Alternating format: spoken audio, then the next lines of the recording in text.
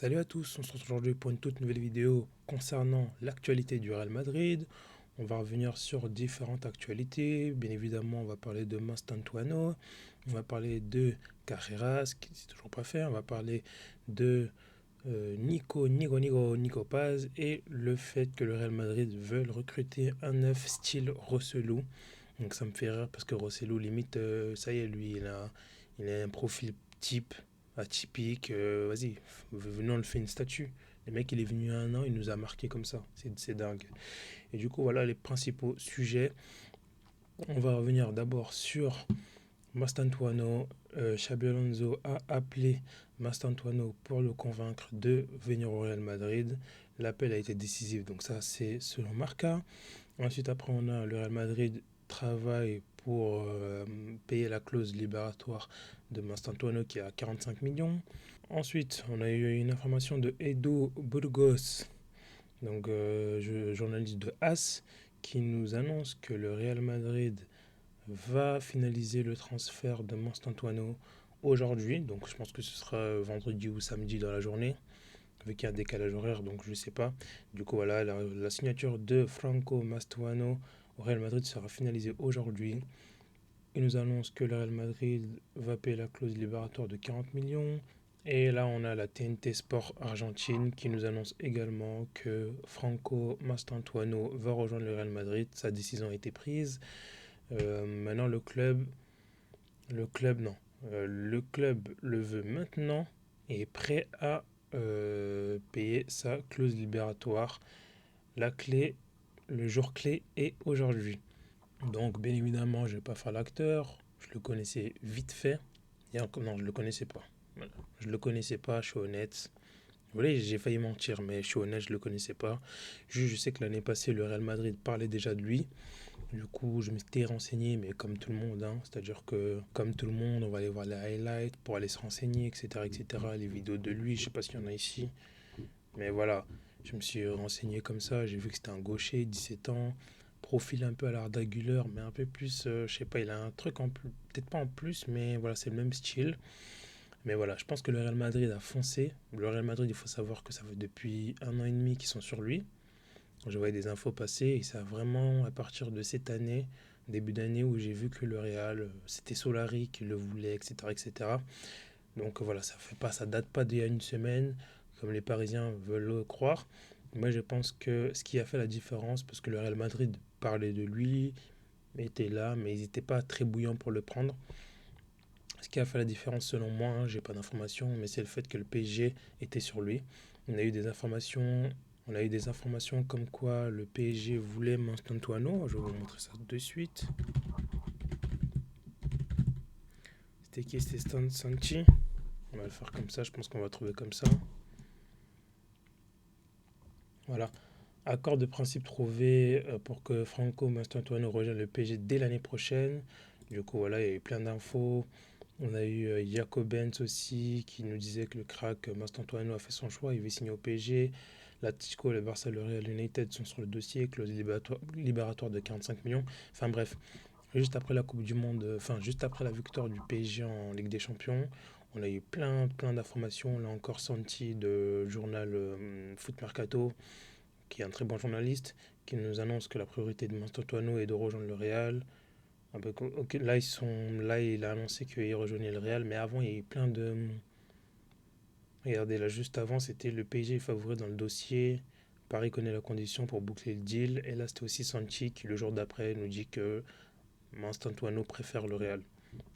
Enfin bref, il y a eu plein d'infos concernant le PSG. Et on s'est dit, bon, le PSG en général, ce genre d'histoire, ils peuvent le boucler très vite. Heureusement pour nous, le Real Madrid s'est réveillé.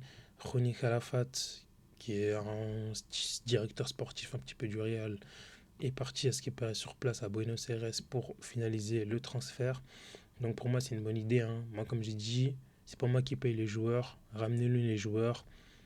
Et Xabi Alonso s'occupera du reste. Moi, j'ai hâte. J'ai envie de voir plein de nouveaux joueurs, plein de nouveautés. On a déjà Arnold, on a déjà Huysen, on aura peut-être Carreras à voir. On a là Mastantuano. On aura sûrement un milieu de terrain. Je ne sais pas si vous avez vu, mais Zubimendi, même Fabrizio Romano annonçait sa venue à Arsenal. Même lui, il y a 2 jours, il a fait une interview pour dire que le mercato va être long et que si Xabi Alonso l'appelle, en gros, bah, il vient quoi. En gros, il a fait un appel de pied pour le Real Madrid, mais il faudra voir. Parce que je pense que le Real Madrid recrutera un joueur au milieu de terrain qualitatif. Je pense que ça se fera plus en fin juillet ou en août, mais pas de suite maintenant avant le mercato. Donc voilà, sinon assez content du transfert si ça se fait. Alors je sais, c'est vrai, on a Brahim Diaz, on a Arda Güler dans le profil, on a là Sylvian, on a Mastantuano, on a peut-être Rodrigo, on ne sait pas s'il va rester, on a Hendrick, on a Mbappé, on a Vinicius. Bon, je pense qu'il y aura des départs, c'est sûr. Mais peut-être un Brahim Diaz, même si je trouve qu'il y a 2 ans, il était vraiment bon. Cette année, il m'a un peu déçu, mais avec Xabi Alonso, ça peut être différent. Mais voilà, à voir. Moi, je suis hype.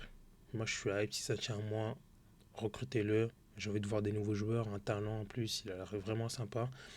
Et je pense que ouais, le fait que le PSG ait commencé les utilités, je pense que le Real, ils se sont dit non, non, il nous le faut. Donc là, on va le prendre. Le seul doute maintenant, je pense, c'est à savoir si est-ce qu'il va être là pour la Coupe du Monde des clubs ou est-ce qu'il viendra dans 6 mois. Parce que je sais qu'il avait fait une promesse à River Plate comme quoi il jouerait la Coupe du Monde des clubs avec son club River Plate et qu'il partira en fin de saison. Et la fin de saison en Argentine, c'est début de l'hiver, donc à savoir en décembre. Donc voilà les informations concernant Monstantuano, mais je pense que d'ici demain, Fabrizio Romano va lancer son petit Arrigo et on sera tous contents. Ensuite, information qui est sortie il y a 1 heure, le Real Madrid et le Benfica sont en contact pour un accord entre les deux clubs. Alvaro Carreras euh, a déjà dit oui au Real Madrid, donc voilà. Je pense que ça va se finaliser aussi le week-end, donc très hâte de voir un nouvel arrière gauche. Enfin, on a eu Ferland Mendy quand il était à 100%. Moi, j'ai rien à dire. J'étais pas un de ses hops. Ouais, il m'a fait plaisir, défensivement surtout. Il était solide, offensivement on était fatigué, mais défensivement, quand il est à 100%, il n'y a rien à dire. On a su bien Fran Garcia qui n'a pas fait une mauvaise saison, il faut le redire, il a fait une bonne saison, mais c'est pas du niveau du Real Madrid. Donc là, je sais pas à quoi s'attendre concernant Kairas, mais encore une fois, je suis hype des nouveaux joueurs. Bon, son prix, je crois que c'est 52 millions, sa clause, je trouve ça quand même un peu cher, hein. Je vois qu'il y a Théo Hernandez, même si j'ai dit que oui, Théo Hernandez, avec ses problèmes extrasportifs, c'est un peu bizarre de le prendre. Mais voilà, pour 30 millions, tu as Théo Hernandez, je pense que ça aurait été une valeur sûre, mais extrasportif oblige. Donc voilà, Carrera, c'est un Espagnol. Il a déjà joué au Real quand il était jeune, donc voilà, on y va. Là, c'est Marca qui nous dit que le deal va être finalisé bientôt, donc ça corrobore un peu avec Fabrizio Romano. Donc voilà. Ensuite, on a eu une information ici qui est sortie il y a 2-3 jours. Le Real Madrid souhaite recruter le Marocain Abdellah Ouazzane, âgé de 17 ans, milieu de terrain, qui joue à l'Ajax. Le club est déjà en négociation avec l'Ajax. Le Real Madrid est confiant sur son dossier. Alors lui, je sais que si le Real le recrute, ce sera pour la Castilla et non pas pour l'équipe première. Mais voilà, je connais pas le joueur, je connais pas le profil. Je pense que ça doit être vraiment, hein, c'est pas pour faire le mec, mais les Marocains en général, balle au pied, ils sont très à l'aise. Si c'est un milieu de terrain, je pense que c'est quelqu'un balle au pied, il doit être à l'aise, il doit avoir un bon niveau. Mais j'ai même pas regardé d'highlight pour être honnête avec vous. Mais voilà voilà une information concernant le Real Madrid hein, et la venue d'un peut-être nouveau joueur. Donc voilà, là on a Xabi Alonso qui même lui tire sur ce qui s'est passé il y a quelques années. Hein, quand on dit qu'on est aigri, on peut pas critiquer Ancelotti, on peut pas. Même Robert Lewandowski le dit, en étant un ennemi. Xabi Alonso, avec lui, je suis sûr que le Real Madrid sera à nouveau dangereux la saison prochaine. Comme si, parce que moi, là, je l'ai entre les phrases, hein, comme si à cette année, ils n'étaient pas dangereux. Mais là, ils seront à nouveau. Ça veut dire qu'ils vont redevenir dangereux. Je pense qu'il a raison. Moi, j'ai hâte. J'ai hâte, comme je n'ai pas pu faire de vidéo malheureusement de Arnold, l'officialisation. Xabi Alonso, j'ai pas pu faire de vidéo. J'étais à Londres. Donc, j'avais pas mon setup, j'avais pas le matériel nécessaire pour pouvoir faire des vidéos. Mais voilà, je pense qu'Alexander Arnold, pour faire vite fait, Trent, s'il était venu au Real Madrid avec Ancelotti, j'aurais été content, mais vu qu'on a une équipe qui attend, qui défend, subit, avec Alexander Arnold, ça aurait été très compliqué. Mais comme c'est Xabi Alonso qui, lui, il a dit dans sa conférence de presse, je veux que le Real Madrid soit une équipe proactive.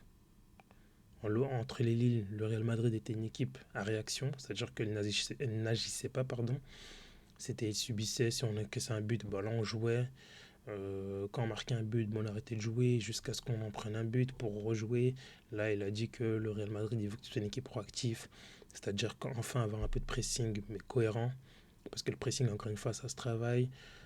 Enfin avoir le ballon, savoir quoi faire avec le ballon, avoir une tactique. Donc voilà, c'est pas qu'avec Xabi Alonso, je suis très content d'avoir Alexander Arnold et tous les autres joueurs, Hussein aussi. Donc voilà, le vieux père il dit les termes. Et ensuite on a Nico Paz. Donc il y avait quelques semaines, il y a une semaine ou 2 semaines, le Real Madrid voulait reprendre Nico Paz et faire la Coupe du Monde des clubs. Là il y a eu des informations comme quoi le Real Madrid s'occupera du cas Nico Paz, pardon, après la Coupe du Monde des clubs. On a une info hier comme quoi le Bayern Leverkusen veut Nico Paz pour remplacer Florian Wirtz. Le Real Madrid voudrait payer sa clause libératoire de 8 millions d'euros dans un premier temps, et ensuite le club demanderait dans un second temps 30 millions minimum au Bayern Leverkusen pour Nico Paz. Le Real Madrid se dit prêt à payer. Donc voilà à voir, hein, parce que oui, j'avoue que si tu fais venir Monstant Antoine, et que, comme je vous avais dit, on a déjà Brahim Diaz, on a déjà Arda Güler, et que si tu fais revenir Nico Paz, bon, au bout d'un moment, même moi je kiffe avoir plein de joueurs, mais il faut avoir un peu de cohérence. Donc il faudra voir, hein. Je pense que Nico Paz, il faudra voir. Moi je pensais qu'il allait jouer la Coupe du Monde des clubs avec le Real Madrid. Je pense qu'avec les infos qui sont passées, j'en suis pas si sûr, mais à voir. Et enfin, l'ancien, la légende, la leyenda du Real Madrid, le transfert de Luka Modric à AC Milan est bouclé. Les examens médicaux devraient avoir lieu lundi prochain. Le contrat d'une année avec option de prolongation d'une valeur de 4 millions. Donc, de ce que j'avais vu, Modric ne voulait pas jouer contre le Real Madrid. Et comme l'AC Milan ne sera pas présent pour la Ligue des Champions, il a décidé de rejoindre l'AC Milan. Tant mieux pour le championnat de la Serie 1. En vrai, ils vont avoir De Bruyne, ils vont avoir Modric. Ils ont déjà des anciens. Tant mieux pour eux. Bonne chance à Modric. En plus, l'AC Milan, c'est un club que j'apprécie. Donc voilà, bonne chance à lui. Et on espère que tout ira bien pour lui, hein. Vu qu'il ne nous croise pas, bon, on lui souhaite le meilleur, hein. Gagner le Scudetto, gagner la Coupe d'Italie, tout, avec l'AC Milan. Tu peux y aller champion. Avant-dernière information, le Real Madrid cherche un buteur ayant le profil de Rosselló. Donc comme je l'ai dit, ça me fait rire parce que maintenant il a un profil à lui, tu sais. Limite, il nous a tellement choqués, on dirait que c'est une légende. En tout cas, dédicace à Rosselló. Donc voilà, les critères expérimentés, peu coûteux, pardon. Ante Boudimir coche toutes les cases avec une clause libératoire fixée à 8 millions. Donc lui, il a mis 20 buts, je crois, en Liga, où il a mis une vingtaine de buts. Donc c'est profil type, grand, ça capable de mettre des buts de la tête, belle finition, qui sait que la majeure partie du temps il sera sur le banc comme Rosselló, mais qui peut rentrer, qui aura des matchs à jouer et qui pourra faire la différence. Donc il y a eu d'autres options, je crois. J'avais vu Firmino, bon j'espère pas, et j'avais vu William José de le Real Betis. Donc moi c'est Boudimir en vrai. Je pense il coche les cases, pardon. Donc voilà, à voir, à suivre. Mais voilà, je pense que le Real Madrid a besoin d'avoir un neuf différent d'Mbappé. Au moins, si tu vois que ça passe pas, tu fais rentrer Boudimir, Alexander Arnold, Lerda Güler, tous ces mecs-là, ils envoient des centres, on met un but de la tête et c'est fini, on n'en parle plus. Et ensuite, dernière information, la FIFA World Cup winner will be... non, je l'ai fait en anglais, mais le vainqueur de la Coupe du Monde des clubs portera le badge pendant 4 ans, jusqu'en 2029.